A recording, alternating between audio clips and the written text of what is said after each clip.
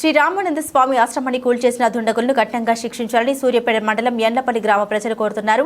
ఈ ఆశ్రమానికి సంబంధించిన 20 గుంటల భూమిని 1982వ సంవత్సరంలో గుండా జగన్నాథం అనే ఎండ్లపల్లి గ్రామస్తులు ఆశ్రమాన్ని నిర్మించడానికి 20 గుంటల స్థలాన్ని విరాళంగా ఇవ్వడం జరిగింది. ఆయనకు 2 భార్యలు, రెండవ భార్య కూతురు గుండా అనంతలక్ష్మి, గుండా సోమేష్లు. ఆ 20 గుంటల భూమి మా నాన్నగారికి చెందిన ఆస్తి అంటూ మా భూమి మాకు కావాలని ఆ స్థలంలో నిర్మించిన ఆశ్రమంలోని ఆలయాన్ని పలుమార్లు ధ్వంసం చేశారని గ్రామస్తులు తెలిపారు. మరలా ఈ నెల 15న రాత్రి సుమారు 11 గంటల సమయంలో ఆశ్రమంలోని ఆలయాన్ని అట్టి దుండగులు జేసీబీ సహాయంతో కూల్చివేశారు. దేవాలయాన్ని కూల్చిన దుండగులపై కఠిన చర్యలు తీసుకోవాలని గ్రామస్తులు కోరుతున్నారు. ఈ కార్యక్రమంలో శ్రీ రామానంద స్వామి ఆశ్రమ అధ్యక్షులు ఉయ్యాల లచ్చయ్య, ఉపాధ్యక్షులు ఉప్పు శ్రీనివాస్ నాయుడు, గౌరవ అధ్యక్షులు కుంట్ల భిక్షం రెడ్డి, రాష్ట్రీయ వానరసేన సభ్యులు మహేశ్వరం రవిచంద్ర, విశ్వ హిందూ పరిషత్ జిల్లా సహాయక కార్యదర్శి భైరు విజయకృష్ణ, రామ భక్తులు, ఎండ్లపల్లి గ్రామస్తులు తదితరులు పాల్గొన్నారు.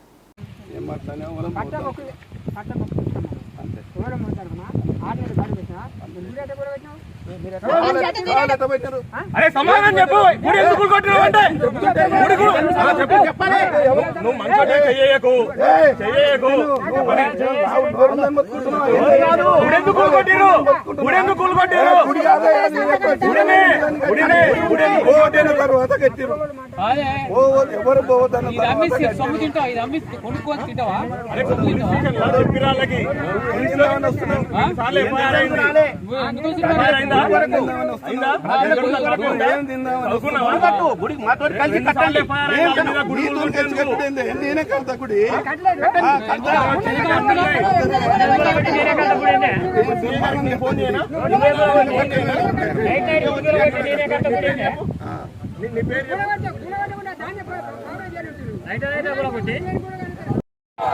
జై జై శ్రీరామ్. 1982 సంవత్సరంలో ఇక్కడికి ఇచ్చేసి ఇక్కడ ఆశ్రమం నిర్మించి వారు గత 18 సంవత్సరాలు తపస్సు చేసి ఇక్కడ పరంపరించారు.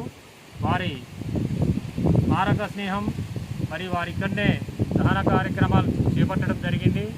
తదనంతరం ఆ రోజు నుండి ఆనాటి నుండి ఈనాటి వరకు ఇక్కడ అనేక ఆధ్యాత్మిక కార్యక్రమాలు, అనేక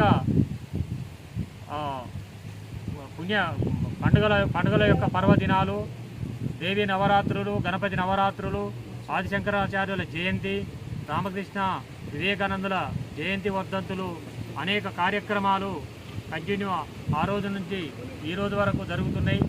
అయితే మధ్యలో 2019లో ఈ స్వామీజీ ఆశ్రమ మండపాన్ని కొందరు దుండగులు కూల్చివేయడం జరిగింది. అటు దాన్ని పునర్నిర్మాణం చేసుకొని హోమాలు, అన్నదాన కార్యక్రమాలు మరియు అనేక పుణ్య కార్యక్రమాలు చేపడుతున్నాం. ఇట్టి కార్యక్రమాలు చేపడుతున్న తరుణంలోనే ఇదే గ్రామానికి చెందిన కొంతమంది దుండగులు ఆ గుడిని 16వ తారీఖు మొన్న 16/6/2024 ఒక 20 డేస్ క్రితం దీన్ని నైటు జేసీబీ పెట్టి కూల్చివేయడం జరిగింది.